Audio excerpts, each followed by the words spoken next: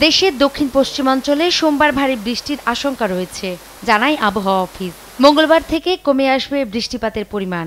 বঙ্গোপসাগরে যে লঘুচাপের সৃষ্টি হয়েছিল তা সরাসরি বাংলাদেশের উপর ছিল, তবে উত্তর বঙ্গোপসাগরে যে লঘুচাপের সৃষ্টি হয়েছে তা সরাসরি দেশের উপর নেই বলে জানান এই আবহাওয়াবিদ। বঙ্গোপসাগরে একটা লঘুচাপ তৈরি হয়েছিল গত 16 তারিখে, একটা লঘুচাপ তৈরি হয়েছিল।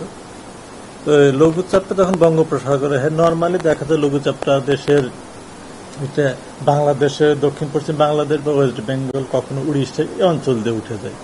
তো এবারে যে লঘুচাপটা আমরা দেখলাম এটা বাংলাদেশের সরাসরি কিন্তু বাংলাদেশের উপর উঠছে এবং এটা কিছু সময় এটা বাংলাদেশের উপর অবস্থান করছিল। এদিন কারণ বাজারে বন্যা পূর্বাভাস ও সতর্কীকরণ কেন্দ্রে সংবাদ সম্মেলনে জানানো হয়, যদি ভারী বৃষ্টিপাত না হয় তবে 48 থেকে 72 ঘন্টার মধ্যে বাংলাদেশ বন্যামুক্ত হবে। ফারাক্কা কিন্তু আসলে একটা, আমরা যেটাকে বলি পানি আটকায় রাখে না, পানি ডাইভার্ট করে, একটু বলি ডাইভার্সন স্ট্রাকচার, অর্থাৎ শুষ্ক মৌসুমে পানি আটকায়, তারা পানিটা ডাইভার্ট করে নিয়ে যায়।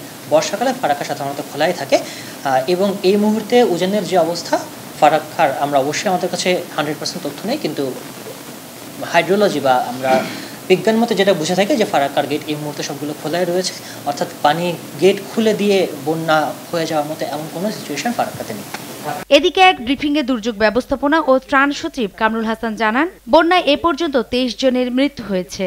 এ পর্যন্ত মৃতের তথ্য আমরা পেয়েছি 23 জনের, যার মধ্যে কুমিল্লায় 6 জন, ফেনীতে 1 জন, চট্টগ্রামে 5 জন, খাগড়াছড়ি 1 জন, নোয়াখালী 5 জন, ব্রাহ্মণবাড়িয়া 1 জন, লক্ষ্মীপুর 1 জন এবং কক্সবাজারে 3 জন। আর নিখোঁজ তথ্য রয়েছে আমাদের 2 জনের, এটি মৌলভীবাজারে। আর পানিবন্দী বা ক্ষতিগ্রস্ত লোক যারা আছে তাদেরকে আশ্রয় দেওয়ার জন্য এ পর্যন্ত আমরা 3834টি আশ্রয় কেন্দ্র খুলেছি। আশ্রয় কেন্দ্রগুলোতে মোট 4,69,523 জন লোক আশ্রয় নিয়েছে এবং গবাদি পশুর সংখ্যা হচ্ছে যে 28,907টি। 11টা বন্যা আক্রান্ত জেলায় মোট 645টি মেডিকেল টিম কাজ করছে। এছাড়া ওখানে আমাদের যে স্বাস্থ্য কমপ্লেক্সগুলো রয়েছে সেখানেও স্বাস্থ্য সেবা দেওয়া হচ্ছে। আর আমরা যে ত্রাণ সহায়তা দিয়েছি সেটি আপনাদের কাছে যে আমরা লিফলেট এটা দিচ্ছি এখানে রয়েছে, আগের মতোই রয়েছে এটি। আর ত্রাণ সামগ্রী মজুদ এবং বিতরণ কার্যক্রম সন্তোষজনকভাবে চলছে।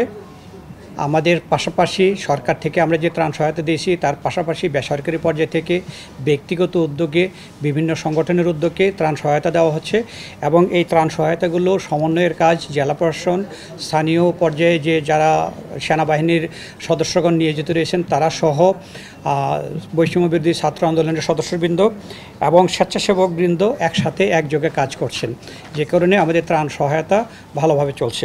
নূপুর মাহমুদ, দেশ টিভি, ঢাকা। কুমিল্লা থেকে আজকে যেটা করেছে